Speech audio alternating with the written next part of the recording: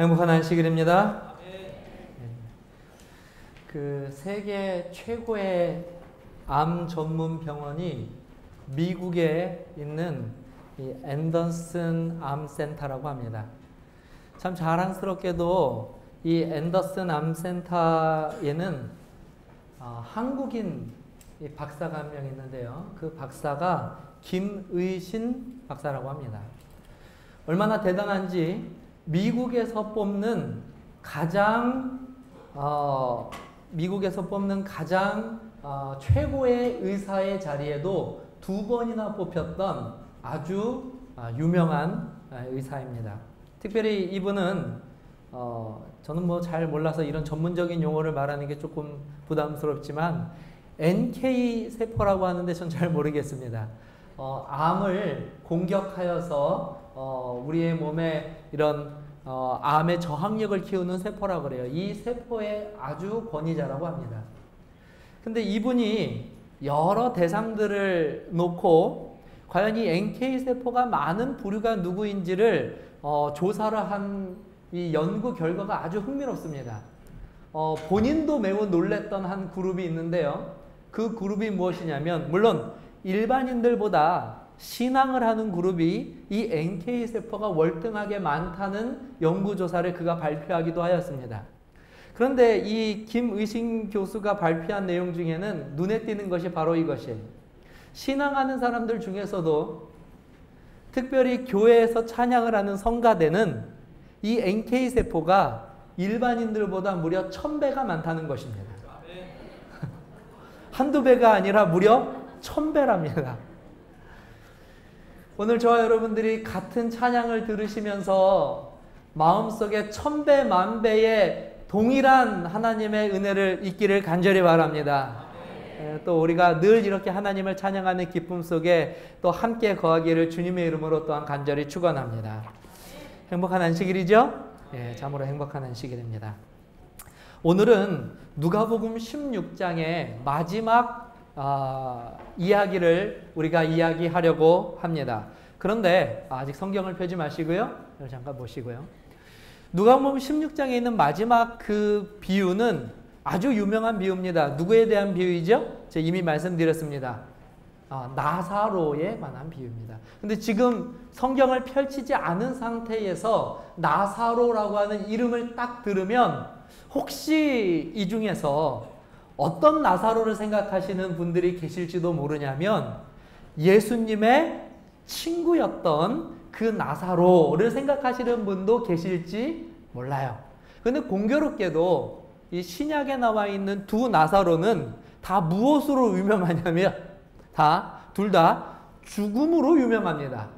물론 한 이야기는 지어낸 이야기고 한 이야기는 실제 있었다고 하는 차이가 있기는 하지만 둘 다 죽음에 관한 주제를 다루고 있어요.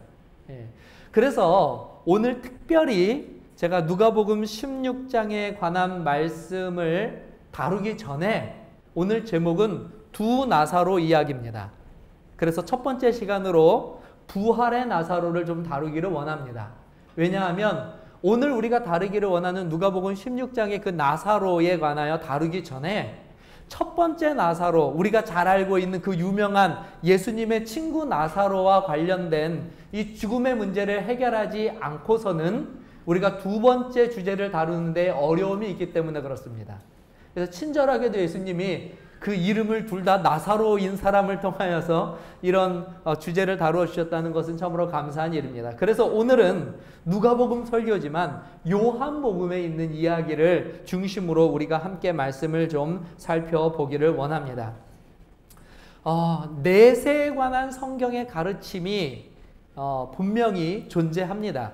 그럼에도 불구하고 많은 사람들이 성경에 대한 내세관을 잘못 오해하고 있거나 아니면 다르게 주장하고 있는 것들을 우리가 종종 발견하고 접하게 됩니다. 대부분의 사람들, 심지어 교회를 다니는 사람들도 이 내세에 대해서는 배우지 않고도 막연하게 알고 있는 것들이 있어요. 그것이 무엇이냐면 사람이 그의 운명이 다하게 되면 어떻게 되냐면 죽어서 어디로 가게 된다고 믿습니까?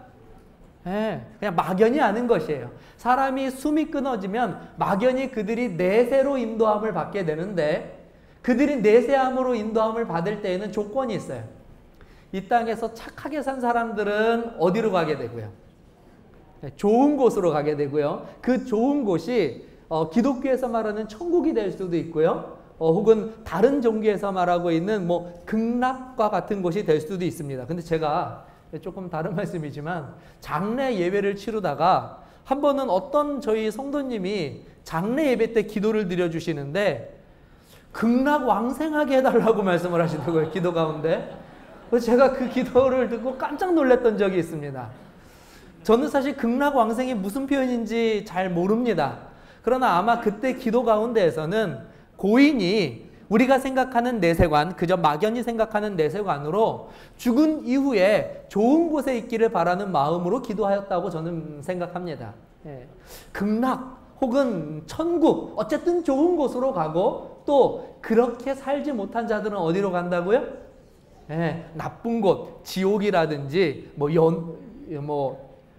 어디죠? 연옥이라든지 뭐 이런 곳으로 가게 된다고 하는 그런 막연한 믿음들을 가지고 있어요. 제가 다시 계속 강조하고 반복되는 단어가 있습니다. 그것이 무엇이냐면 그냥 막연하다는 거예요. 어떤 근거나 어떤 계시를 통하여서 우리가 알고 있는 것이 아니라 그저 그렇다라고 그냥 믿고 있는 것이 바로 그와 같다는 것입니다. 그리고 더 놀라운 것은 그런 믿음을 가지고 있는 분들에게 가지고 있는 또 다른 믿음은 뭐냐면, 그렇게 한 번 정해지면 어떻게 된다는 거예요? 다시 물릴 수가 없다는 것이죠. 뭐 이 땅에서 10년을 살았던 20년을 살았던 100년을 살았던 상관없이 그들이 이 땅에 사는 동안 한 번 인생의 운명이 결정되면 좋은 곳에서 사는 사람들은 소위 말해서 영원히 좋은 곳에서 살게 되고요. 반대로 나쁜 곳으로 내세의 인도함을 받은 사람들은 역시 그곳에서 영원히 고통받으면서 살게 될 것이라고 하는 내세관을 가지고 있습니다. 혹시 여기에 계신 성도님들 가운데서도 이런 내세관을 가지고 계신 우리 성도님들이 계신다면 지금이라도 안인식 목사와 함께 공부하는 새신자반이라든지 저와 함께 공부하는 양육반이든지 반드시 들어와서 성경을 통하여 근거 있는 믿음을 갖게 되시기를 간절히 바랍니다. 그것도 시간이 없으시다 그러면 오늘 설교에 초집중해 주시기를 바랍니다.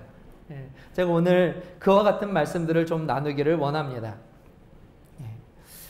영원한 천국에 관한 믿음은 사실 우리들도 가지고 있습니다. 그렇죠? 영원한 천국. 그리고 그것은 얼마나 좋은지 성경에서는 그곳에 있는 자들은 눈물조차 흘릴 일이 없다라고 우리들에게 약속하여 주고 있습니다. 이것은 제 말이 아니라 성경의 약속입니다.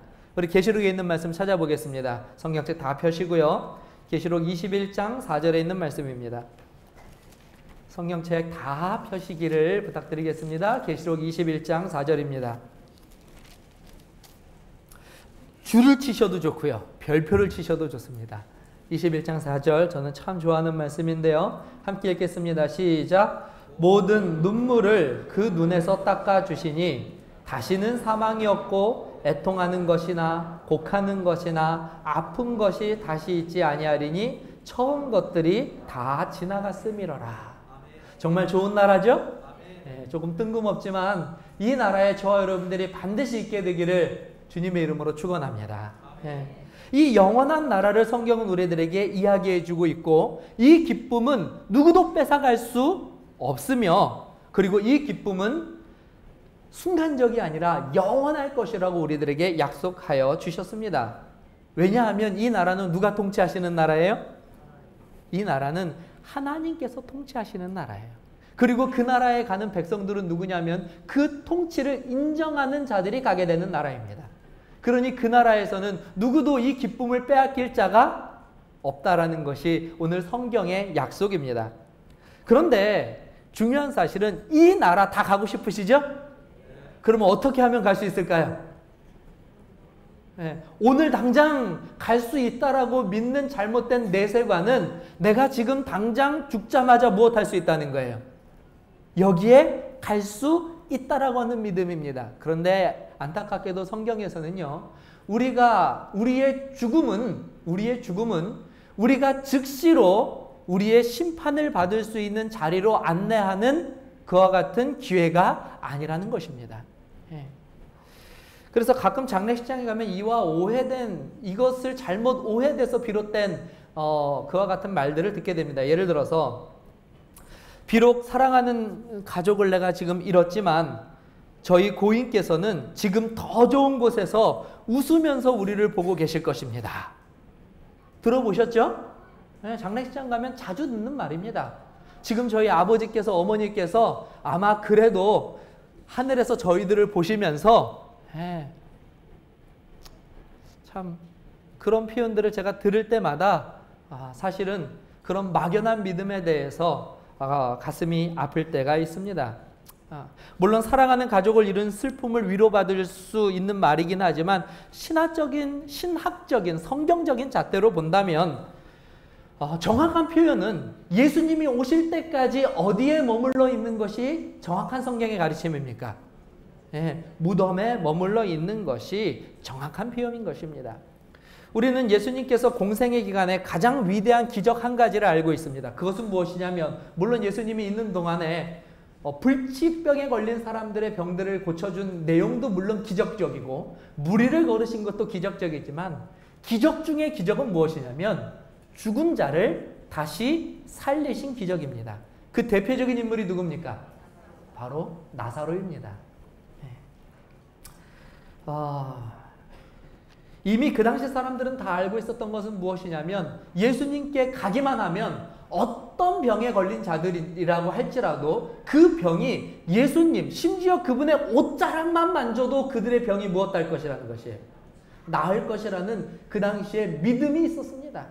아마 예수님을 가까이 알고 있는 사람들은 더 큰 확신을 가지고 있었을 거예요. 그런데 예수님과 가장 가까운 사람 중에 한 명이었던 나사로가 그만 중병에 걸렸습니다. 그렇지만 중병에 걸렸을 때에 그 나사로의 가족들은 실망하지 않았어요. 왜냐하면 나사로는 가족은 누구와 가장 친했으니까요. 모든 병을 고쳐줄 수 있는 예수님과 친했으니까요. 당연히 어떻게 했을까요? 나사로가 중병에 걸리자 당연히 어떻게 했을까요? 예수님이 계신 곳을 수소문해서 사람을 보냈습니다. 그래서 예수님께 병 고침을 받기를 원하였을 것입니다. 그래서 정말 성경을 보니까요, 정말 사람을 보냈어요. 그리고 예수님에게 가서 나사로가 병에 걸렸다는 것을 알려주었습니다. 그러면 예수님은 당연히 어떻게 할 거니까요? 만사를 제켜놓고 가장 사랑하는 제자이자 친구인 나사로를 향하여 오실 것이 분명하니까 병에 걸렸지만 걱정하지 않았어요. 그래서 사람을 보낸 것입니다. 그런데 참 희한한 일이 벌어져요. 이 소식을 듣고도 예수님이 오늘날로 말하면 시큰둥하신 겁니다. 병에 걸렸어? 예. 짐 싸라 이게 아니라 뭐예요? 그래서 다음 스케줄이 어떻게 되지? 아마 그곳에 있었던 제자들과 또 이 소식을 가져다 주었던 사람은 크게 당황했을 것입니다. 그래도 예수님이 저렇게 말씀하셔도 오늘 저녁에는 출발하시겠지. 내일은 가시겠지. 근데 가셔요, 안 가셔요? 안 가시는 거예요.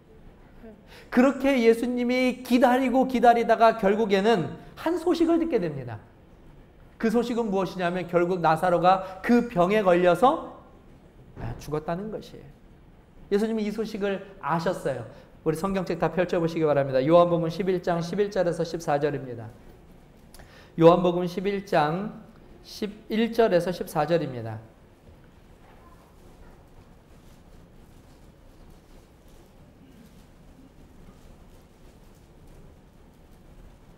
제자들은 모르고 있었던 상황인 것 같아요. 함께 읽겠습니다. 시작. 이 말씀을 하신 후에 또 이르시되 우리 친구 나사로가 잠들었도다. 그러나 내가 깨우러 가노라. 제자들이 이르되 주여 잠들었으면 낫겠나이다 하더라. 예수는 그의 죽음을 가리켜 말씀하신 것이나 그들은 잠들어 쉬는 것을 가리켜 말씀하신 줄 생각하는지라. 14절 함께 읽겠습니다. 시작. 이에 예수께서 밝히시되 나사로가 죽었느니라. 제자들도 나사로가 무엇하고 있다는 사실을 알고 있었어요? 병들었다는 사실은 알고 있었습니다. 근데 예수님이 갑자기 나사로가 잠자고 있으니 깨우러 간다 그러니까 제자들이 말리는 거예요, 예수님을 지금. 아이고, 지금 병들어가지고 잠자는데 왜 가서 굳이 깨우십니까? 잠을 잘 자면, 이 중동 사람들, 우리나라 사람들 비슷한 것 같아요. 잠 잘 자면 뭐 하는 거예요? 병이 낫겠습니다라고 말했어요. 그러자 그때 예수님께서 말씀하시기를 죽었다라고 말씀하셨어요. 죽었다. 이 말씀에 제자들은 아마 깜짝 놀랐을 것입니다. 그리고 이제야 예수님께서 발길을 옮기시는 모습을 보면서 그들은 내심 마음이 불안했을 거예요. 왜냐하면 예수님은 진작에 가실 수도 있었는데 죽었다라고 하는 소식을 듣고 움직이시니까 너무 늦었다라고 생각한 것입니다. 너무 늦었다. 그런데 너무 늦었다라고 하고 지금 두려움에 있고 공포에 떨리고 슬픔에 있는 제자들에게 지금 예수님은 희한한 말씀을 하셔요. 아까 잔다는 말씀도 희한한 말씀인데 더 희한한 말씀은 바로 이것입니다. 15절이에요. 15절 함께 읽겠습니다. 시작. 내가 거기 있지 아니한 것을 너희를 위하여 기뻐하노니 이는 너희로 믿게 하려 함이라. 그러나 그에게로 가자 하시니. 정말 희한한 말씀이죠. 네. 오히려 내가 그곳에 있지 않아서 지금 예수님의 마음이 무엇하다는 거예요. 오히려 내가 없어서 기쁘다. 지금 내가 되게 기쁘다. 나사로가 죽었는데 기쁘다. 그리고 이 기쁨은 결국 너희들에게 믿음 하나를 가져다 줄 것이다. 자, 이제 가자. 이렇게 말씀하시는 거예요. 아마 제자들은 영문도 모르고 따라갔었을 것입니다. 누구를요? 예수님을 따라갔어요. 그렇게 걸려서 갔는데 드디어 그곳에서 나사로의 무덤에 이르게 되었습니다. 오늘 성경은 그 상황을 다음과 같이 묘사하고 있어요. 17절입니다. 함께 읽겠습니다. 시작. 예수께서 와서 보시니 나사로가 무덤에 있은지 며칠이 지났어요? 나흘이면 하루, 이틀, 사흘, 나흘. 며칠이 지난 겁니까? 무려 4일이나 지났어요. 4일이나. 근데 이 중동 지역의 장례 문화는요, 우리와 다르게 시신을 땅 속에 파서 이렇게 땅에다가 매장하는 것이 아니라 이 바위를 팝니다. 바위를. 그래서 그 바위 안에 시신을 안치하고요, 돌로 무덤의 입구를 막아요. 그러다 보니 무덤의 입구가 잘 막혀지지 않습니다. 그래서 무덤 근처에 가면 무엇이 나냐면 시체가 지금 썩고 있는 그런 냄새가 나게 돼요. 그래서 오늘 본문에는 또 뭐라고 얘기하고 있냐면 요한복음 11장 39절입니다. 39절이요. 함께 읽어볼게요. 39절입니다. 시작. 이르시되 돌을 옮겨 놓으라 하시니 그 죽은 자의 누이 마르다가 이르되 주여 죽은 지가 나흘이 되었음에 벌써 냄새가 나나이다라고 이야기한 것이에요. 나사로가 죽은 것이 확실합니까? 혹시나 말이죠. 죽은 척하고 있었다거나 혹은 죽었다고 잘못 진단했을까봐 예수님께서는 사흘 뒤에 도착하셨고 사흘 뒤에 도착한 그곳에서는 확실히 그가 죽었다고 하는 증거가 나타나기 시작했다는 말이에요. 그런데도 불구하고 예수님께서는 그 죽은 나사로에게 끝까지 무엇이라고 말씀하시냐면 그는 죽은 것이 아니라 잔다라고 말씀하십니다. 잔다라고 말씀하셔요. 죽음과 잠은 겉으로 볼 때는 구분이 잘 안 갑니다. 그래서 자는 사람들을 이렇게 표현하기도 해요. 죽은 듯이 뭐 한다고요? 잔다. 예, 제가 그렇게 잡니다. 잘 때는. 예, 저희 아이들 키울 때도 저희 집사람이 항상 하는 말이 민영이가 그렇게 울어대도 저는 요동하지도 않는데요. 정말 잘 때는 그렇게 자는 것입니다. 근데 자는 자와 죽은 자의 차이는 흔들어 보면 알 수 있어요. 흔들어 보면. 흔들어서 일어나면 무엇하는 것입니까? 자는 것이고요. 흔들어도 일어나지 않으면 그건 죽은 것입니다. 오늘 나사로는 흔든다고 해서 일어날 수 있는 존재가 아니에요. 그런데 예수님은 말씀하십니다. 괜찮다, 내가 그를 깨우겠다라고 말씀하세요. 괜찮다, 내가 그를 깨우겠다. 만약에요, 여기서 조금 우리가 잠깐 멈춰서서 생각한다면요, 우리가 생각하는 내세관대로 죽은 나사로가 즉시로 그가 이 땅에서 살았던 그와 같은 방법대로 좋은 곳에 가든 나쁜 곳에 가든 상급을 받았다면 나사로는 어디에 갈 확률이 굉장히 많은 사람입니까? 천국에 갈 확률이 많을까요? 지옥에 갈 확률이 많을까요? 나사로는요? 당연히 천국에 갈 확률이 가장 많은 사람이겠죠? 왜냐하면 그는 예수님을 그렇게 힘들고 어려운 가운데서도 옆에서 마치 친형제처럼 예수님을 돌보았던 몇 안 되는 사람 중에 하나였어요. 그는 아주 온화한 사람이었고 아주 친절한 사람이었습니다. 예. 그런 그가 죽었으니 지금 우리가 생각하는 내세관대로면 어디가 있어야 돼요? 하늘에서 가 있어야 돼요. 하늘에서 그는 무엇 하고 있어야 되냐면 오늘 아까 우리가 읽은 계시록의 말씀처럼 눈물 흘리면 될까요? 안 될까요? 얼굴 찡그리면 될까요? 안 될까요? 안 됩니다. 비록 지금 이 땅에서는 자신의 죽음 때문에 자기의 온 가족이 울고 불고 난리를 쳐도 오늘 성경 말씀대로라면 나사로는 그 모습을 보면서도 무엇 하고 있어야 돼요? 왜요? 거기에는 무엇이 없으니까요. 슬픔이나 아픔의 감정이 전혀 존재하지 않아야 되는 낙원이니까요. 지금 이 나사로는요, 하늘에서 니들은 울던지 말던지 나는 하늘에 왔으니 무조건 기쁘고 즐거운 삶을 지금 살고 있는 상황이에요. 우리의 잘못된 내세관이라면. 근데 지금 나사로의 일생일대에 지금 방해자가 한 명 나타나신 겁니다. 누가 나타나셨어요? 예수님이 말이죠. 지금 뭐라고 주장하시냐면 다시 못 하신다고요. 깨워서 지금 이렇게 좋은 곳에서 어디로 데려오시겠다는 거예요? 늙고 병들고 내일 뭘 먹어야 될지 걱정하고 근심하고 자식 문제, 자녀 문제, 아내 문제, 가족 문제, 이 온갖 문제 속에 시달려야 되는 이 땅에서 지금 데려오시려고 예수님이 무엇하고 계셔요? 지금 나사로 자신의 무덤으로 가까이 오는 것을 볼 때 가장 긴장한 사람은 누굴까요? 누가 가장 긴장해야 되겠습니까? 사실 나사로가 가장 긴장해야 되는 것입니다. 지금 만약에 맞다면 성경 어디에도 나사로가 긴장했다는 말은 없어요.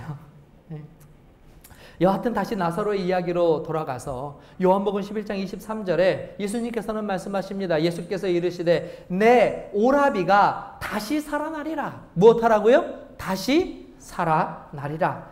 이제야 왜 예수님께서 나사로의 병이 걸렸을 때 지체하셨는지 우리는 알 수 있습니다. 무엇 해주시기를 원하신 거예요? 예수님은 무엇 하기를 원하셨습니까? 아주 중요한 내용입니다. 왜 예수님께서 지체하셨습니까? 왜 지체하셨죠? 죽은 나사로를 살리시는 능력을 무엇 하시려고요? 누구에게? 사람들에게 예수님이 나는 죽은 자도 살릴 수 있는 능력이 있는 존재라는 것을 보여주시기 위해서 나사로가 잠들 때까지, 죽을 때까지 기다리셨던 거예요. 그리고 가셔서 그 썩어서 냄새가 나는 그 시체의 그 무덤의 문을 열고 예수님께서 말씀하셨습니다. 나사로야, 나오라. 어떤 일이 벌어졌습니까? 죽었던 나사로가 언제 죽었냐는 듯이 완전히 살아난 육신을 가지고 걸어서 나왔어요. 예수님만 본 것이 아닙니다.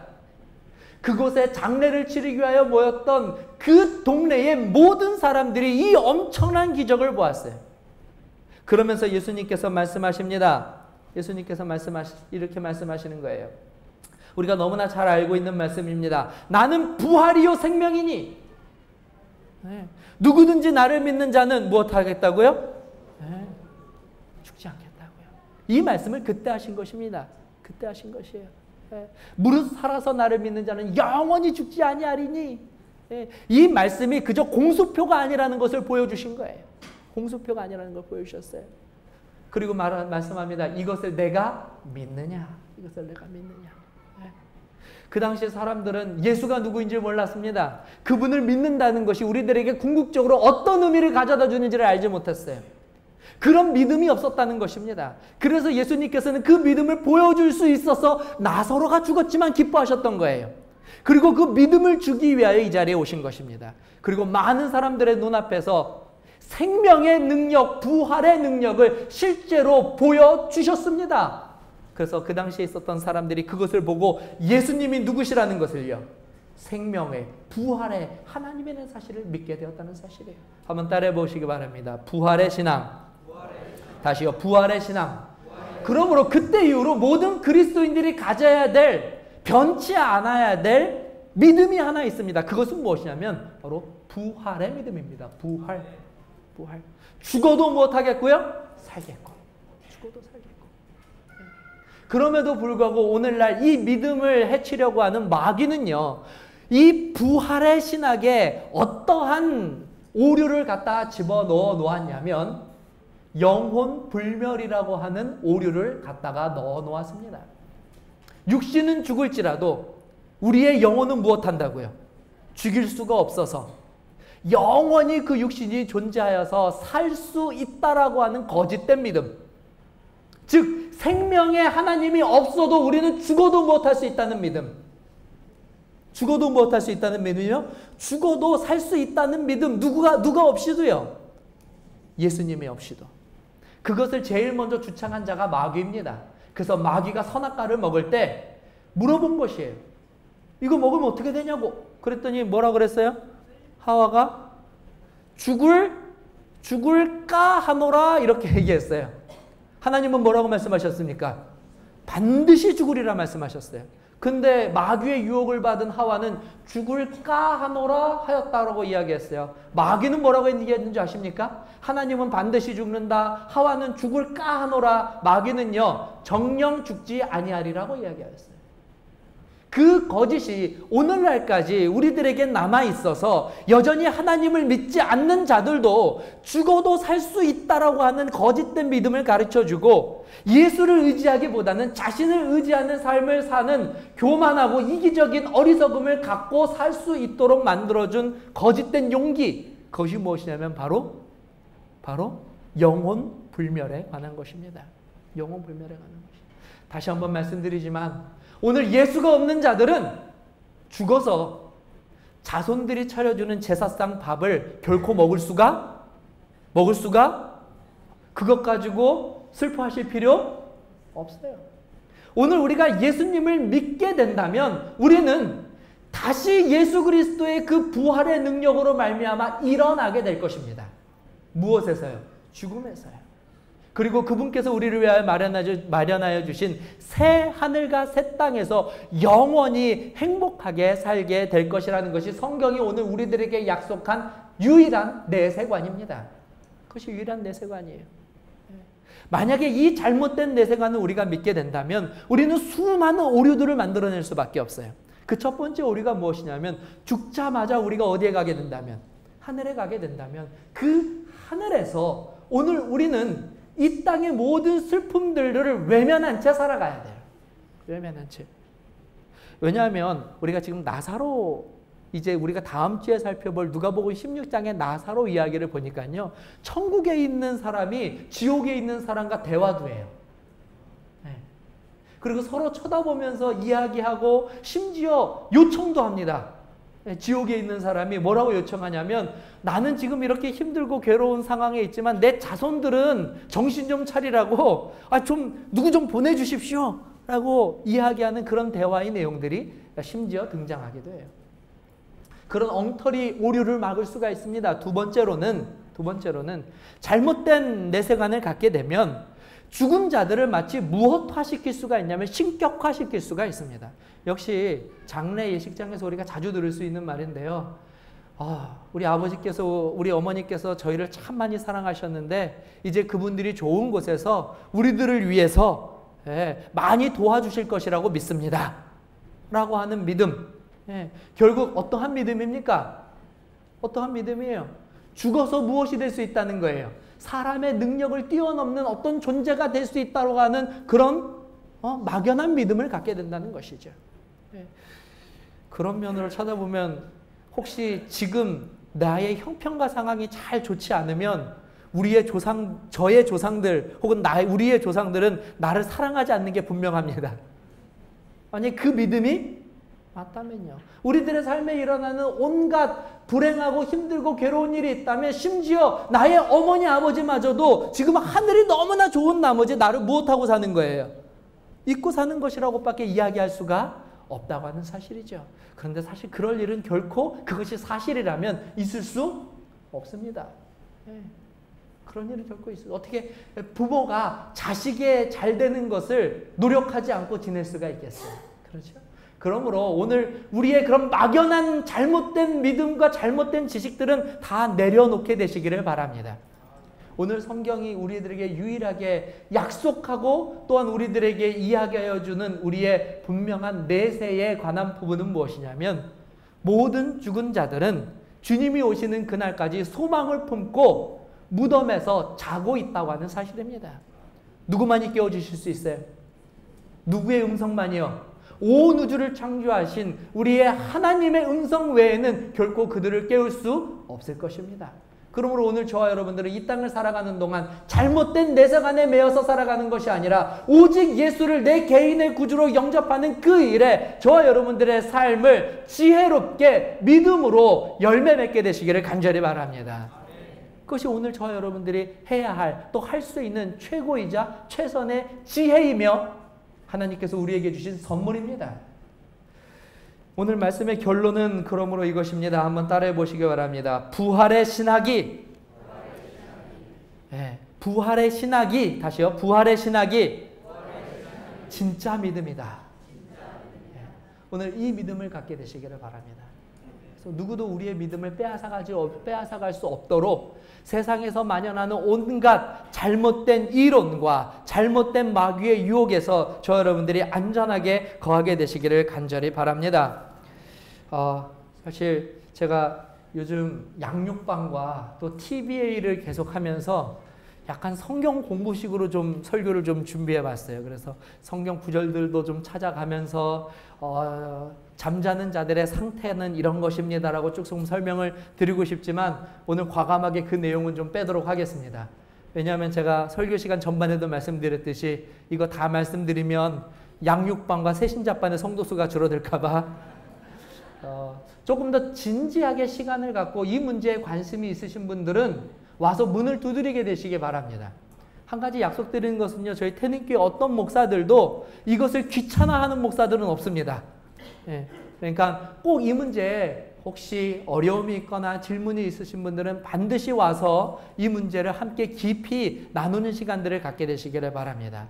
오늘 우리가 눈으로 보고 예수님께서 직접 보여주신 것은 바로 부활의 능력을 가지신 온 우주를 창조하신 그분의 능력을 오로지 우리에게 밝히 보여주셨다고 하는 사실입니다. 그 예수님을 바르게 믿고 있다는 사실에 기뻐하시고 감사하시며 오늘도 주께서 우리들에게 허락하신 그 낙원을 향하여 나아가시는 저 여러분들이 되시기를 바라며 말씀을 마치도록 하겠습니다.